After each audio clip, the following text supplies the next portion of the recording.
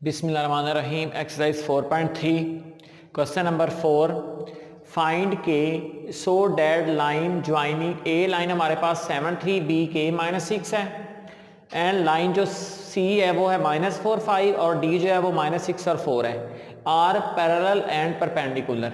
अब यहाँ पे ये 4 पॉइंट्स दिए गए, वर्टेक्स दिए गए हैं, तो उन्होंने ये कहा हुआ है कि ए बी सी डी ये 4 लाइंस हैं। इन लाइंस में से आपने देखना है कि पैरेलल जो हैं, पैरेलल के लिए केस देखना है और परपेंडिकुलर के लिए देखना है कि पैरेलल जब करेंगे तब आपके पास के की वैल्यू क्या निकलती है और जब परपेंडिकुलर आप करेंगे तब के की वैल्यू जो है वो क्या निकलेगी। तो इसके लिए जो पैरेलल के लिए हमारे पास शर्त होती है वो ये होता है कि M1 जो है वो इक्वल टू M2 रखते हैं फॉर पैरेलल। इसी तरह परपेंडिकुलर के लिए M1 multiply by M2 equal to -1, ये केस होता है परपेंडिकुलर के लिए। अब यहाँ पे ये जो M1 और M2 है ये दोनों स्लोप्स हैं आपकी। M1 स्लोप्स है A और B की, इसी तरह जो C और D की स्लोप है वो हमारे पास क्या बनेगी, M2 बनेगी। सबसे पहले तो आप इनकी स्लोप्स निकालते हैं। A की वैल्यू चेक कर लेते हैं। A की वैल्यू 7 3 है, B की वैल्यू K और -6 है, C की वैल्यू -4 5 है और D की वैल्यू -6 और 4 है। सबसे पहले तो हम स्लोप निकालते हैं M1। M1 के लिए हमने कौन से दो पॉइंट चूज करने हैं, A और B। इसके लिए फार्मूला ये होता है y2 - y1 divide by x2 - x1।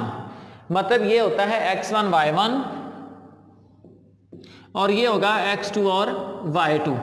पहले लिखते हैं y2 - y1 मतलब -6 -3 by x2 - x1 k -7 -9 by k -7 answer आ जाएगा। ये हमारे पास निकलेगा M1। इसी तरह हमने स्लोप निकालनी M2। M2 के लिए भी वही formula y2 - y1 divide by x2 - x1। मतलब ये है अब M2 के लिए यूज करनी है C और D। इसी तरह ये x1 y1 है और ये क्या x2 और y2 है। जो भी गिवन पॉइंट्स होते हैं उनमें सबसे पहले वैल्यू x की होती है और बाद में किसकी होती है, y की होती है। इसलिए दोनों में पहले x लिखना और बाद में आपने क्या लिखना है, y लिखना है। अब इसके लिए अगर आप लोग देखें तो बात हो रही है अब C और D की M2 के लिए। y2 - y1 4 - 5 divide x2 - x1 -6 -4 4 में से 5 -1 -6 + 4 हो जाएगा। तो ये आंसर क्या निकलेगा, -1 बाय -2 जो कि कट के क्या बन जाएगा, माइनस और माइनस कैंसिल हो गए, 1/2 आपके पास क्या निकल आएगा, M2 निकल आएगा। अब हमारे पास स्लोप M1 भी निकल आई है और M2 भी निकल आई है। अब हमने इसका पहला केस करना है पैरेलल के लिए और बाद में किसके लिए करेंगे, परपेंडिकुलर के लिए। जो पैरेलल के लिए केस है वो हमारे पास है M1 इक्वल टू M2 और वहां से हमने वैल्यू निकालनी है किसकी, K की। M1 इक्वल M2 रखते हैं। पैरेलल के लिए क्या होता है कि स्लोप M1 की वैल्यू M2 की बराबर होती है। अगर आपसे ये कहा जाए कि अगर आपने लाइंस को पैरेलल प्रूव करना है तब आपने दो स्लोप्स निकालनी होती है, एक M1 निकालनी होती है और एक M2 निकालनी होती है। M1 और M2 अगर इक्वल आ जाए इसका मतलब है लाइंस पैरेलल है। लेकिन उन्होंने ये कहा हुआ कि ये पैरेलल हैं, लेकिन हमने यहाँ से K की जो वैल्यू है ये फाइंड करनी है। उसके लिए हमने क्या लिखना है कि M1 इक्वल टू M2। ये हम केस कर रहे हैं पहला, इसके लिए पैरेलल के लिए।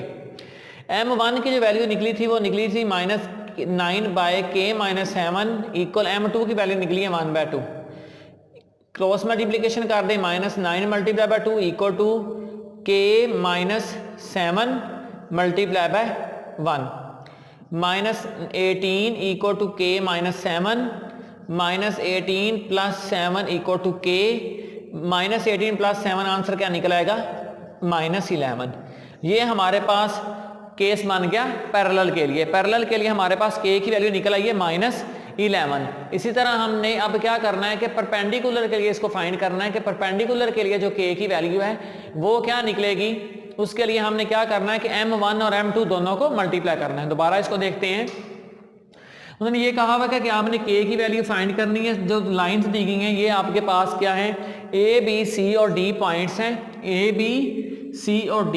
उन्होंने ये कहा हुआ कि जब ये पैरेलल हों तब आपने वैल्यू निकालनी K की, क्या निकलेगी। जब ये परपेंडिकुलर है तब आपने K की वैल्यू निकालनी, क्या निकलेगी। तो पैरेलल के लिए एक शर्त ये थी कि आपने M1 और M2 को दोनों को इक्वल रखना है, तो उसके लिए हमें पहले M1 की ज़रूरत थी और फिर किसकी ज़रूरत थी, M2 की।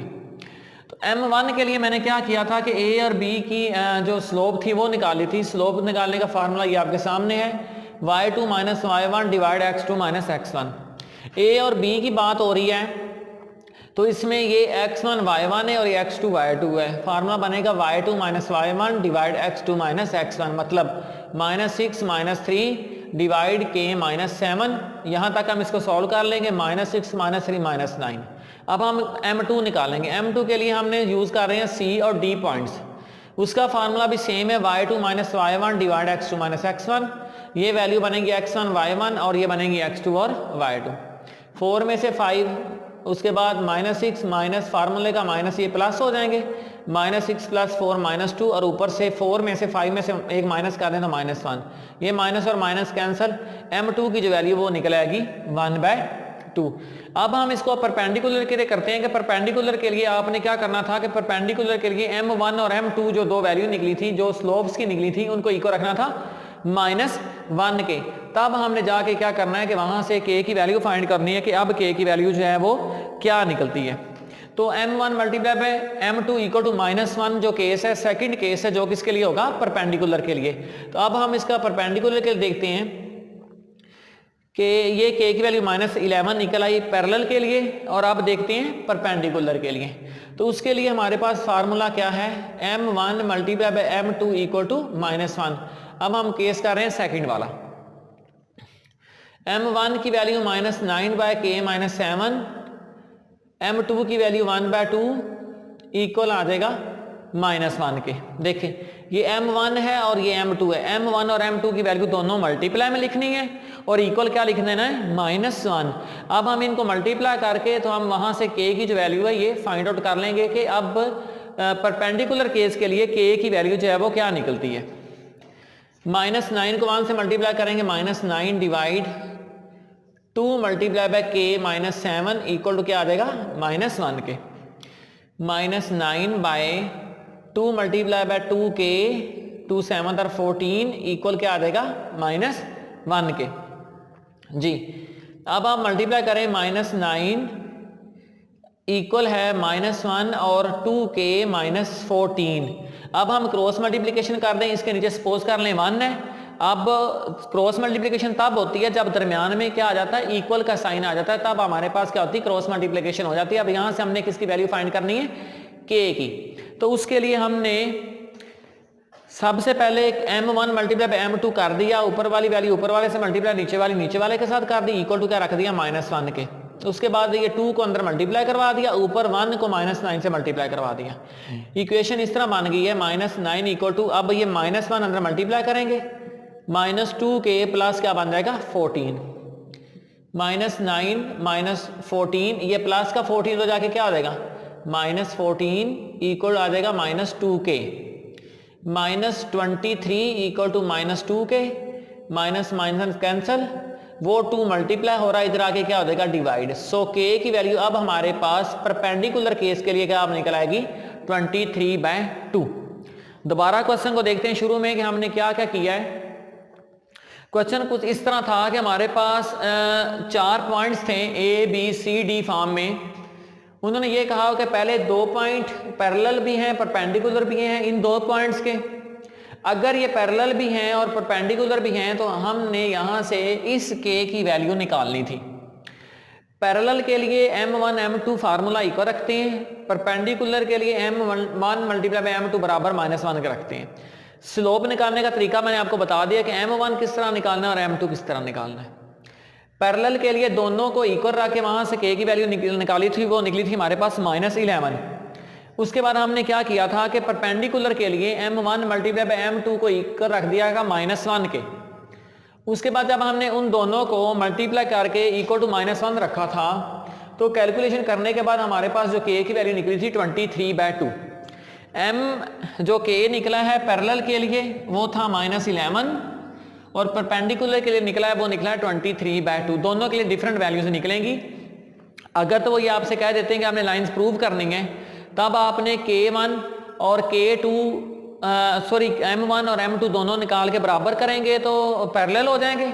अगर m1 और m2 को मल्टीप्लाई करेंगे तो -1 हो गया था, वो परपेंडिकुलर है। लेकिन हमें ये कहा गया है कि वो पैरेलल भी हैं और परपेंडिकुलर भी हैं, तब हमने k की वैल्यू ये दोनों फार्मूले लगा के निकाल देंगे।